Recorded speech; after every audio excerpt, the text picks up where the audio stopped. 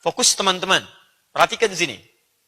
Ketika Anda hidup, saya bikin persamaannya, Anda menjalani kehidupan, maka Anda akan menjalani aktivitas di level manapun kehidupan Anda. Entah itu level sebagai individual kehidupannya, atau sosial, dengan masyarakat, lingkup keluarga, dan seterusnya. Maka Anda pasti beraktivitas. Setiap aktivitas persamaannya akan berhadapan dengan ujian untuk meningkatkan mutu kehidupan. Sekarang perhatikan. Jika Anda ingin merasakan nyaman, tenang saat menghadapi ujian ini, berupa tantangan ini, saya tidak suka menyebut dengan hambatan, karena Allah menurunkan ujian bukan untuk menghambat hidup kita. Tapi menantang kita, di-challenge kita oleh Allah. Ayo nih, saya mau tingkatkan mutu hidup Anda, mau nggak? Saya bukan ingin hambat Anda. Kalau ingin bertahan di situ, silahkan, saya nggak akan uji. Kalau pengen terus di SD, nggak naik-naik, silahkan aja. Nggak akan dikasih ujian, terus aja di SD. Silahkan, kan? Tapi hadirkan tantangan. Ini, maka cara menghadapi ini, wabasyiris sabirin, hadapi dengan sabar. Maka orang yang bisa menghadapi ini dengan sabar, dahsyatnya, dia bukan gelisah ketika datang ujian. Hebatnya, dia malah gembira dengan datangnya ujian. Gembira. Umumnya kalau gembira itu perasaannya senang atau gelisah? Senang. Umumnya positif atau negatif? Jadi bagi orang sabar, ujian itu positif, bukan negatif. Makanya gembira dia.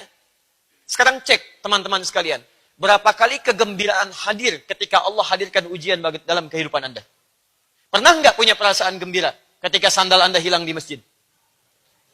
Pernah nggak punya perasaan gembira ketika gaji Anda telat misalnya 3 hari? Pernah nggak ibu punya perasaan gembira ketika uang belanja tertahan 1 pekan? Bisa? Ada nggak perasaan itu? Atau jangan-jangan kita banyak mengeluhnya.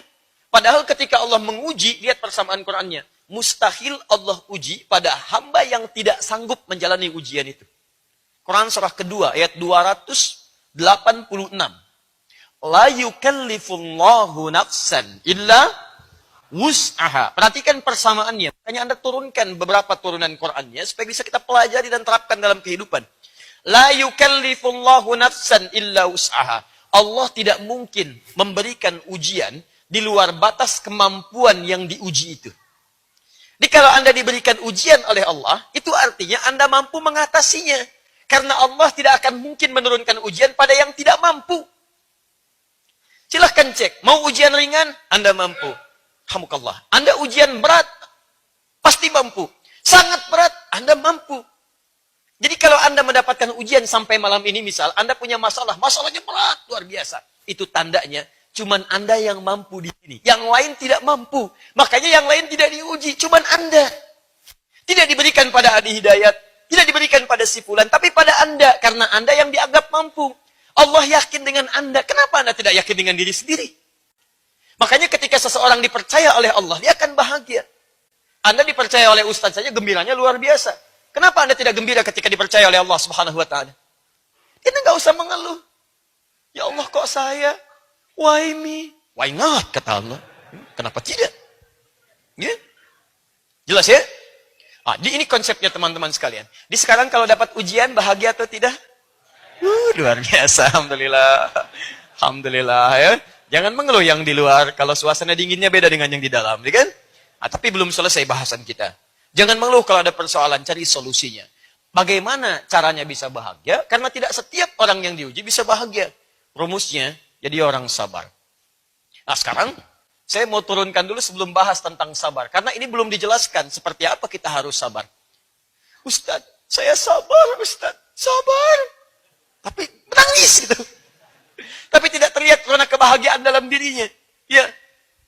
Sabar pas, sabar. Sabar, saya sabar. Oh, Masya Allah. Sabar tapi merusak benda. Sabar tapi membanting pintu. Sabar tapi mecahin piring. Itu bukan sabar. Kita nanti turunkan beberapa penjelasan apa yang dimaksud dengan sabar di sini. Tapi saya simpan dulu penjelasan ini. Saya pengen turunkan dulu begini. Sekarang lihat baik-baik.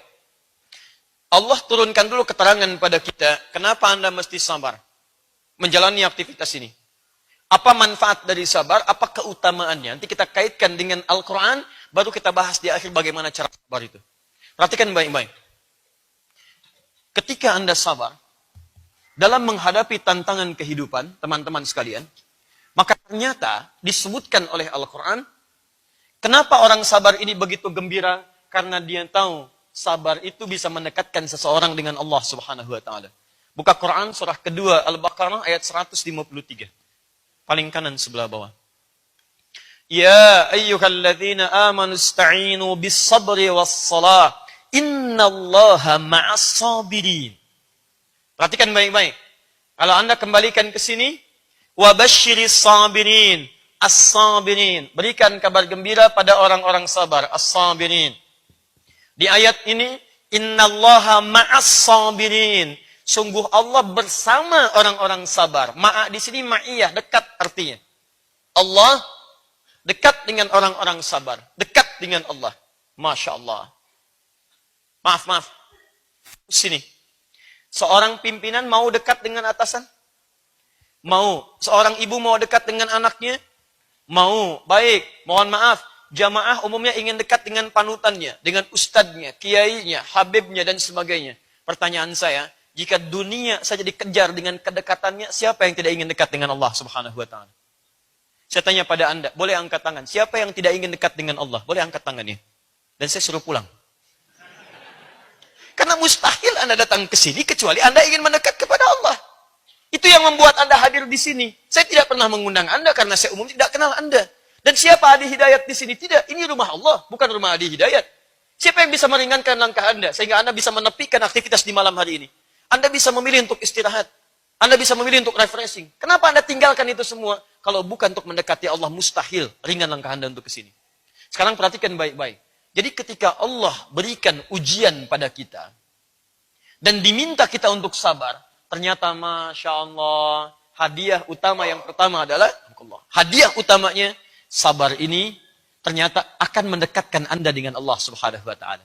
Jadi ketika Allah turunkan ujian kepada Anda, sebetulnya bukan ingin membuat Anda bermasalah, tapi akan mendekatkan Anda kepada Allah Subhanahu wa taala. Hei yang mau dekat, sini, saya berikan ya. Dengan itu dekat dengan saya. Dengan itu dekat dengan saya. Paham sampai sini?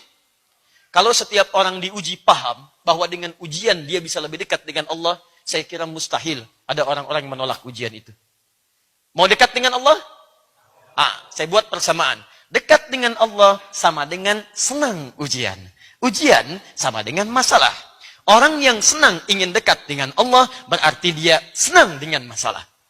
Pertanyaan saya, siapa yang ingin punya masalah? Boleh angkat tangan? Ulang, siapa yang ingin dekat dengan Allah? Boleh angkat tangan? Masya Allah. Turun, siapa yang ingin punya masalah? Anda ini nggak konsisten. Kalau Anda ingin dekat dengan Allah, artinya Anda harus senang dengan masalah. Karena jalan menuju Allah itu dengan masalah. Kalau nggak ada masalah, bagaimana ada pahalanya? Kalau tidak ada masalah, bagaimana membangun kedekatannya? Siapa yang ingin masuk SMP, dia harus dengan melewati ujian. Siapa yang mau masuk kampus, dia harus tes dulu. Mustahil masuk kampus kalau nggak ada tes untuk mengawalinya. Jadi artinya orang yang ingin masuk ke kampus, dia sudah siap dengan ujian dan tesnya. Paham? Ingin punya masalah atau tidak? Ayo, renungkan sampai malam nanti ya. Sekarang, perhatikan sini. Saya belum sampai pada ahli Quran. Nanti ada yang paling dahsyat yang ingin saya sampaikan. Sekarang, persamaan berikutnya. Lihat. Hidup sama dengan aktivitas, aktivitas sama dengan ujian, ujian sama dengan sabar, sabar sama dengan dekat dengan Allah Subhanahu wa taala. Orang yang hidup, yang ingin dekat dengan Allah, dia pasti akan menerima ujian. Dan dia senang dengan ujian. Fokus. Kalau dekat dengan pimpinan, akses mudah tidak? Mudah ya? Fasilitas lengkap tidak? Lengkap, Masya Allah. Perhatikan baik-baik. Kalau orang dekat dengan Allah, apa yang tidak mudah bagi Allah? Makanya ketika ada orang dekat dengan Allah, surganya pun spesial. Saking dekatnya, semua malaikat diminta menyambut orang-orang ini di semua pintu surga. Semuanya.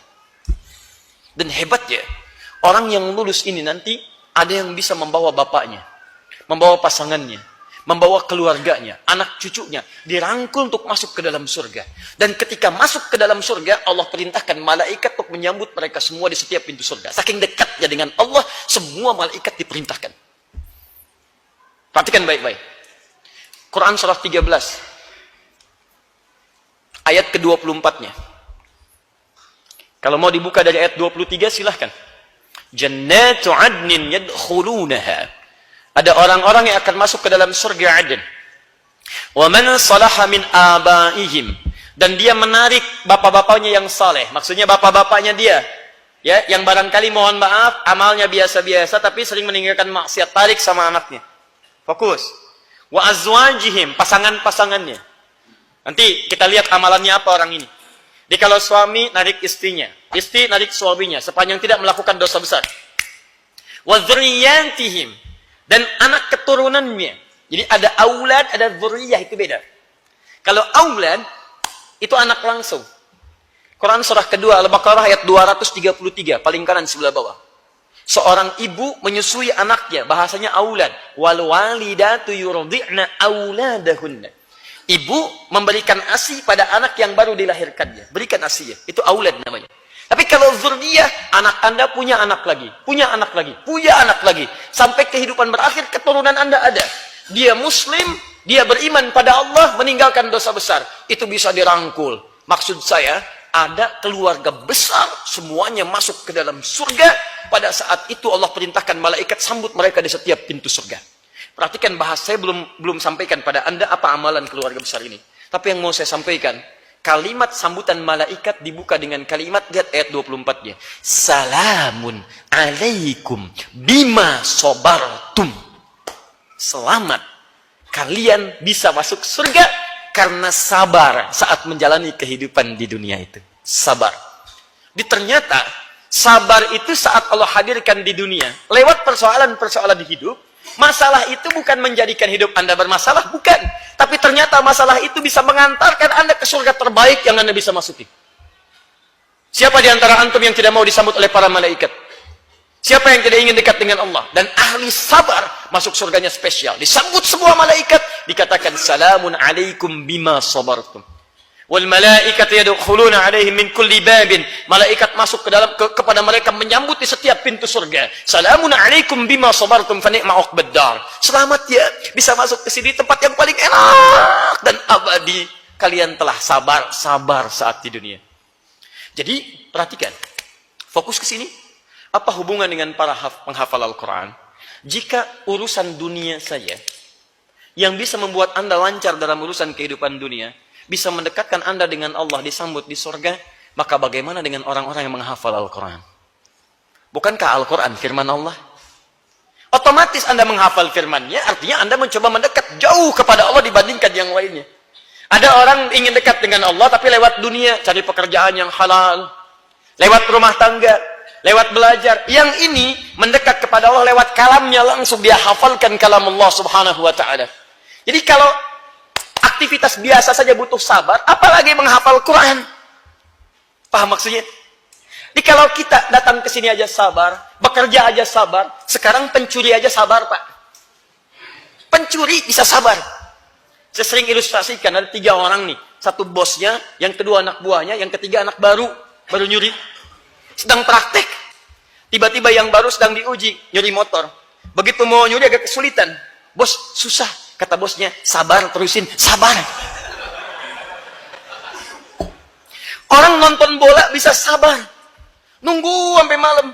Wah, MU nih, MU. Lawan Sevilla. Masya Allah. Padahal 0-0. Coba cek. Saya nggak nonton, nggak ada kerjaan. Walaupun saya tahu hasilnya. Madrid menang 3-1. Lawan PSG kemarin. Kira-kira Neymar yang mau masukin, ternyata bukan.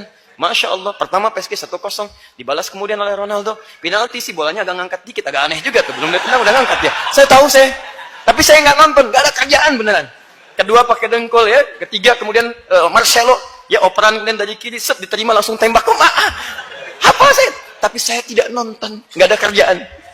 Nggak ada kerjaan, ngabisin waktu di situ. Kenapa? Anda bisa sabar nonton bola, kenapa Anda nggak bisa sabar dengan tahajud? Orang maksiat bisa sabar, kenapa Anda taat tidak bisa sabar? Dan kesabaran tertinggi adalah kesabaran saat menghafal firman Allah Subhanahu wa ta'ala. Karena Anda langsung berhadapan dengan Sang Pencipta di situ. Menghafal firman-Nya. Kalau urusan untuk dunia bisa sabar, kenapa urusan untuk firman Allah kita tidak bisa sabar? Makanya orang-orang yang sabar dari penghafal Quran diberikan ayat spesial di dalamnya.